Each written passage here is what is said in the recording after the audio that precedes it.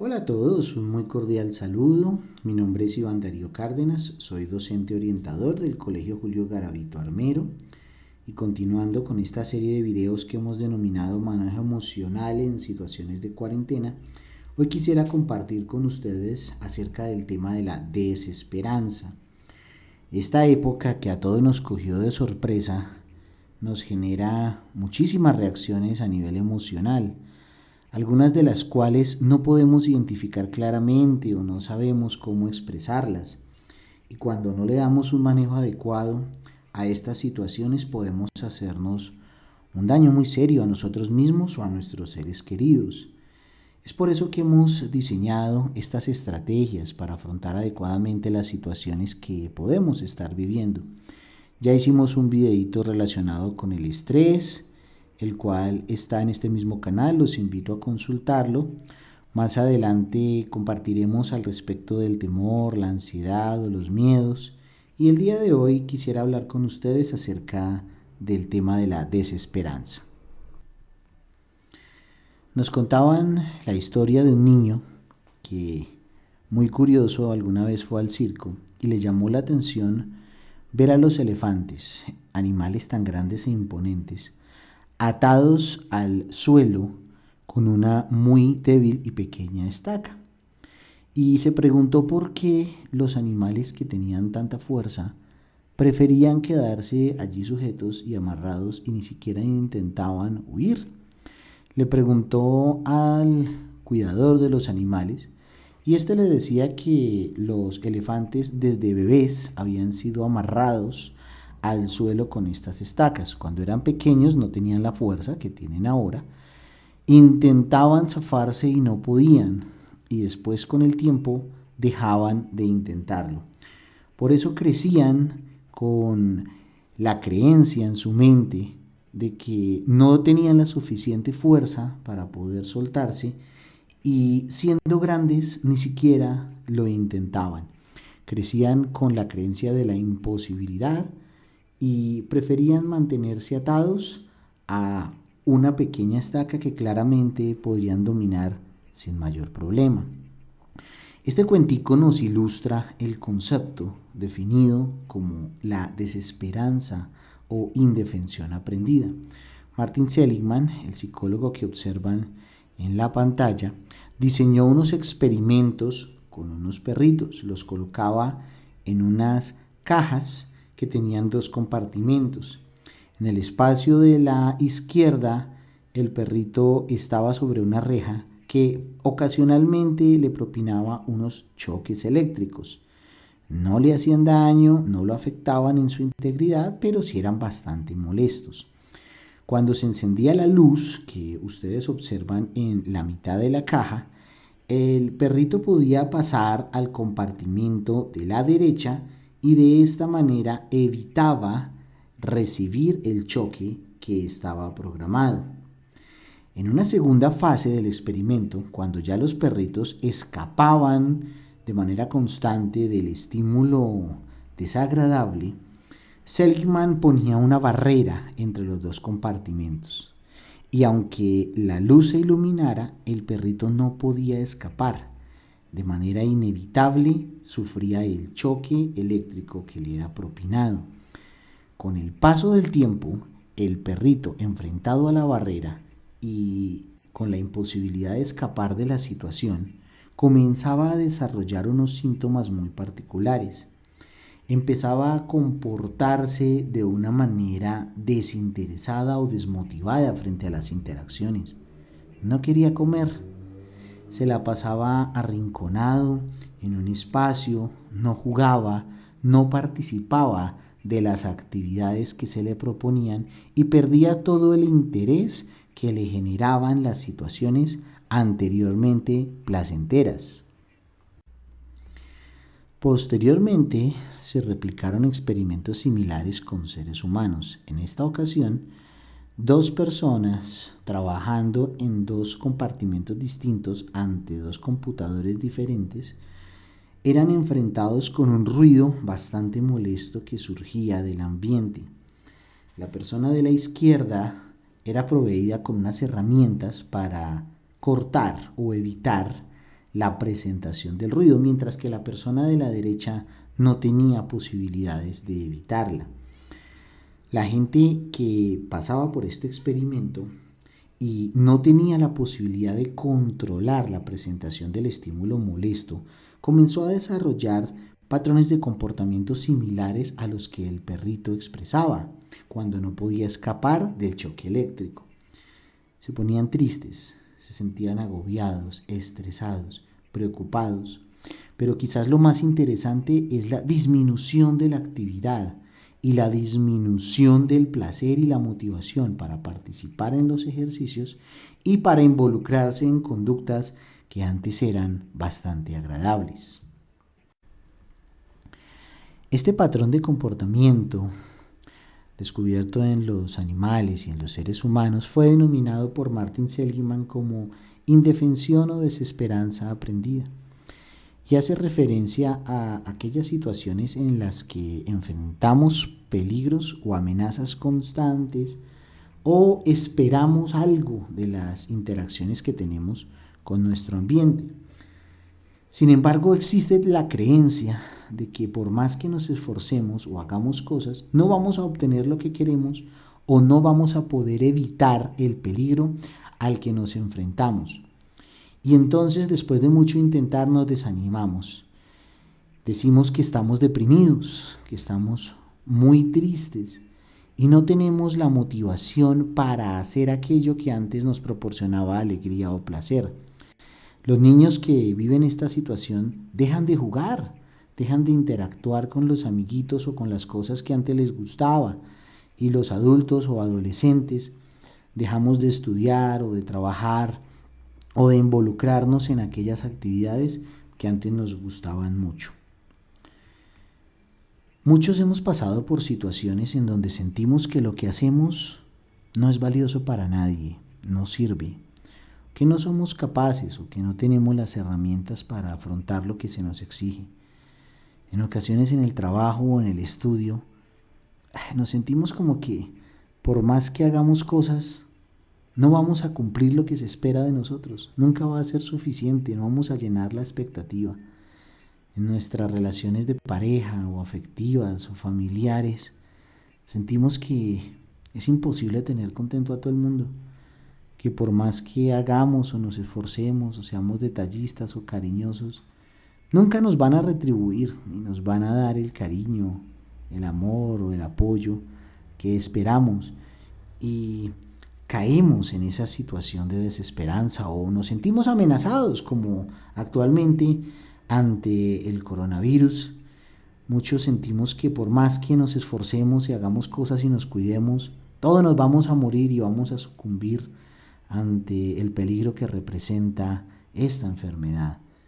Y nos forjamos creencias que nos amarran, que nos imposibilitan actuar, y no encontramos la motivación o el interés para hacer las cosas que antes nos gustaban. Nos sentimos amarrados como el elefantito del cuento que les narraba al comienzo.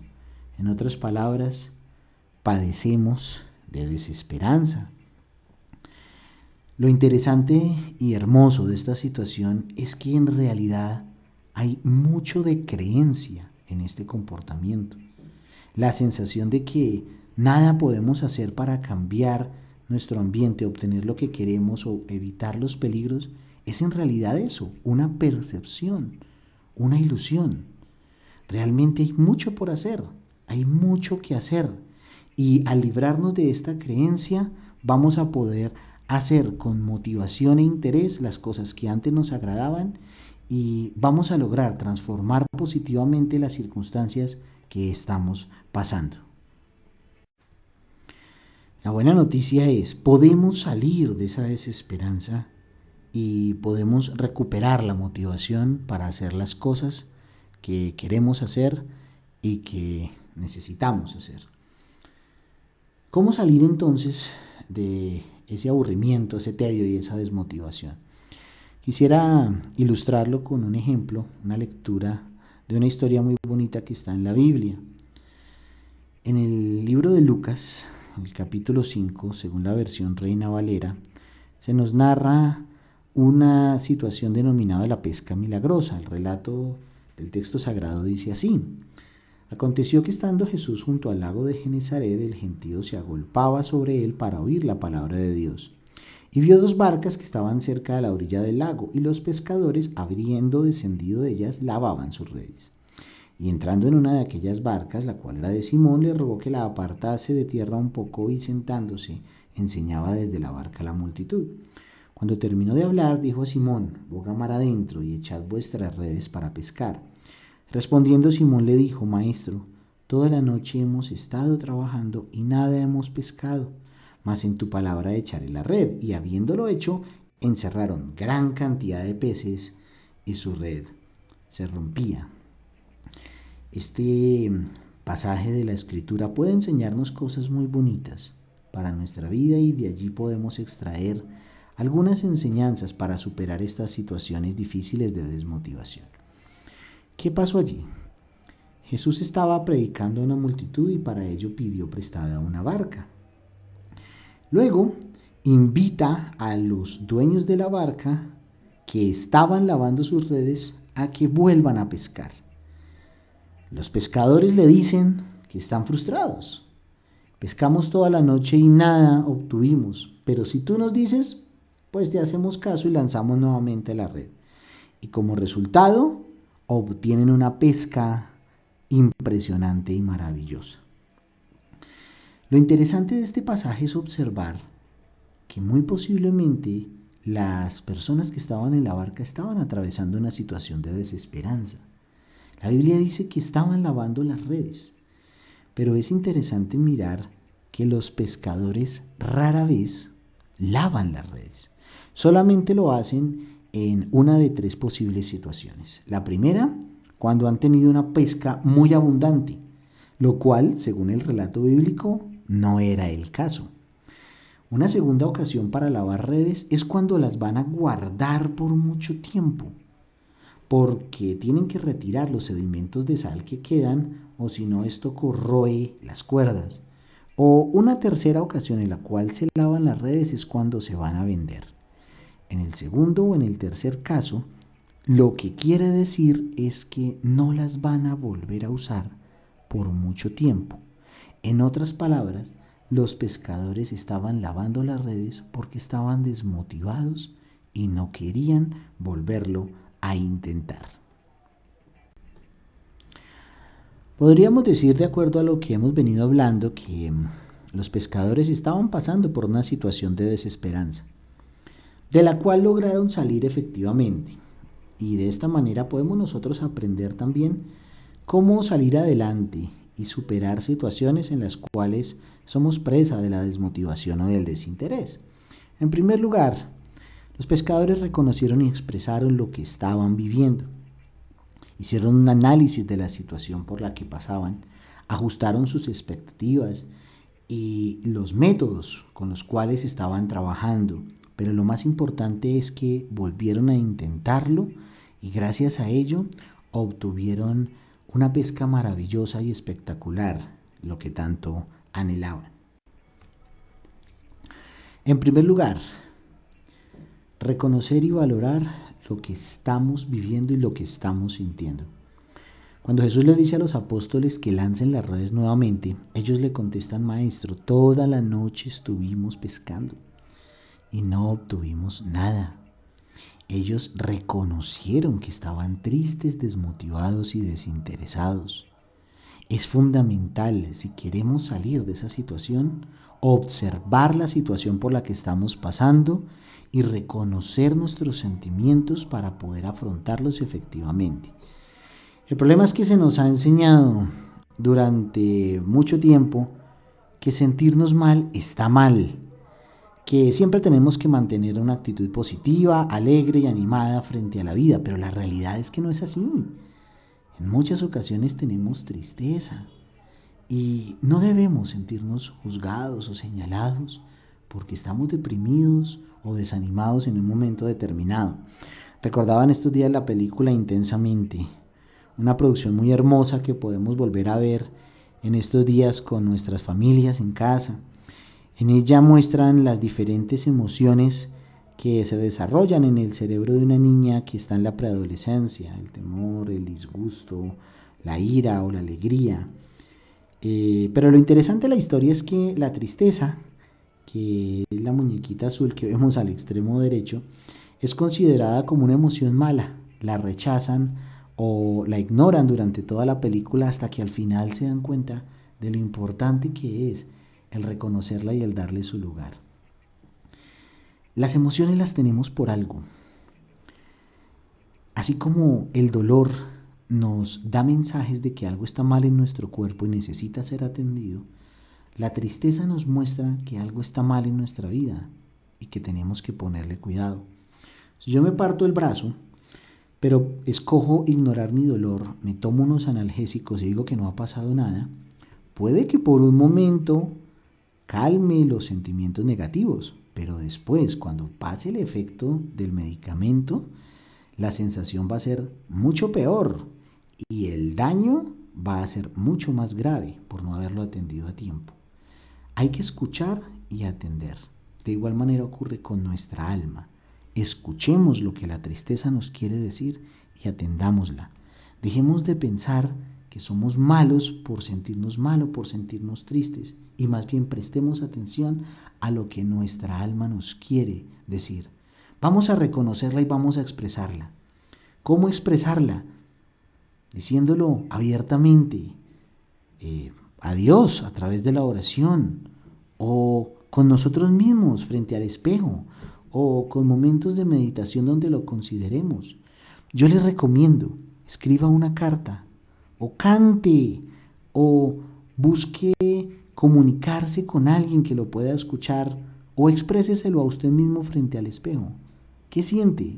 ¿Por qué lo siente? Y desahogue toda aquella tristeza para poder ver adecuadamente qué es lo que está pasando, qué es lo que su alma le quiere decir y poder así superar efectivamente la situación. Una vez que hemos reconocido y valorado lo que sentimos, o en otras palabras, una vez que nos hemos dado cuenta de que no está mal estar mal en algunas ocasiones y nos hemos desahogado con la oración, contándoselo a alguien de confianza, cantando, llorando, escribiendo o hablando con nosotros mismos, vamos a sentir una libertad impresionante en el alma y en el espíritu. Y vamos a poder analizar adecuadamente cuáles son esas situaciones que nos generan desmotivación o desesperanza. Así como Cupido, que encuentra que se siente frustrado porque flecha a la gente y ellos terminan divorciados. En ese análisis podemos encontrar tres posibles situaciones. La primera, estamos esperando peras del olmo. La segunda, queremos sacar miel cogiendo a patadas la colmena. O la tercera, nos falta perseverancia para obtener lo que queremos. La primera, esperar peras del olmo quiere decir invertir en una situación en la que nunca, por más que nos esforcemos, vamos a obtener la retribución que esperamos. Algunos queremos insistir en trabajos en donde jamás se nos va a reconocer o a valorar lo buenos que somos por más que nos esforcemos. O algunos otros invertimos en relaciones con personas que nunca, por más que lo intentemos, nos van a dar el cariño, el apoyo o el afecto que esperamos.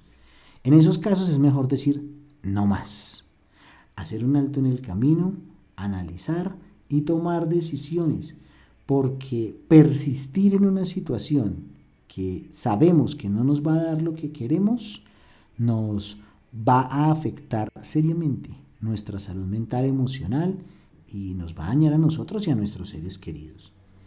O puede que la situación sí nos va a dar lo que esperamos, pero estamos procediendo de una manera inadecuada. Como el señor que efectivamente quiere enviar un correo electrónico, va al computador desde donde se envían los correos electrónicos, pero lo hace de la manera incorrecta, metiendo la carta en uno de los dispositivos, en una de las ranuras del computador. A veces la gente de la que esperamos afecto y cariño sí nos va a dar ese amor, pero los tratamos mal, los despreciamos, los humillamos o los menospreciamos. A veces ese trabajo o esa carrera que estamos estudiando o las materias del colegio Sí nos van a dar lo que queremos, pero nos toca capacitarnos un poquito más o esforzarnos un poquito en hacer las cosas de una manera diferente para obtener lo que tanto esperamos. Y en ese caso hay que ajustar la metodología. Jesús le dice a los pescadores en el relato bíblico, métanse más profundo al mar y lancen la red a la derecha de la barca. En otras palabras, inténtenlo de otra manera y van a ver mejores resultados.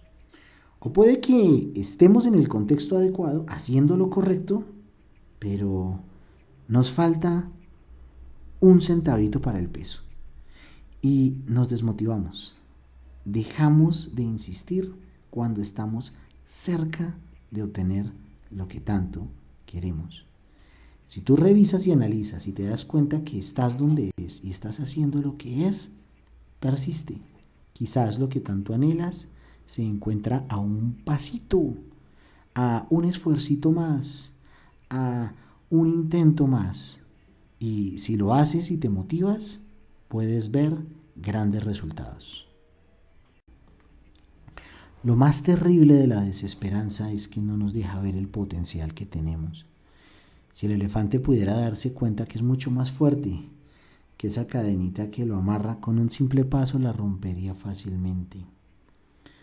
Las mayores limitaciones las tenemos nosotros en nuestra propia mente y no nos dejan ver que somos más fuertes que cualquier circunstancia limitante, que somos más fuertes que cualquier enfermedad, que cualquier coronavirus y que tenemos la capacidad de salir adelante aún de la situación más difícil. Piensa en aquellos casos que has vivido y que en algún momento pensaste que no podrías superar aquella situación en donde dijiste, de esta no salgo, este es el fin, hasta aquí llegué. Y mírate hoy, bien, con la capacidad y el potencial para superar aún cosas más difíciles.